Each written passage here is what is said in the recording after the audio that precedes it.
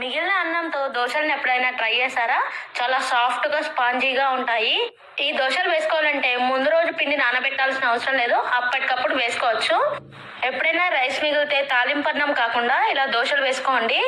1 cup రైస్కి 1 cup Bombay రవ్వ తీసుకొని రుచికి సరిపడినంత ఉప్పు, కొద్దిగా పుల్లటి పెరుగు, బేకింగ్ సోడా వేసుకొని కొద్దిగా నీళ్ళు వేసుకుంటూ ఇలా దోశ బ్యాటర్ని అయితే మిక్సీ చేసుకోవాలి.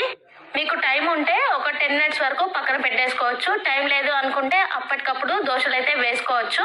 ఇవి చాలా సాఫ్ట్గా ఉంటాయి, స్పాంజ్ లాగా మెత్తగా ఉంటాయి. ఎన్ని గంటలైనా గట్టిగా అవ్వకుండా సూపర్ సాఫ్ట్గా ఉంటాయి. కలర్ కూడా చాలా మంచి కలర్ అయితే వస్తుంది, బ్రౌన్ కలర్లో వస్తుంది.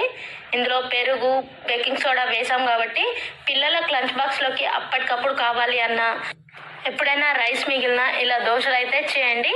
చట్నీతో తిన్నా బాగుంటుంది, చట్నీ లేకపోయినా కానీ చాలా బాగుంటాయి. నచ్చితే లైక్ చేయండి.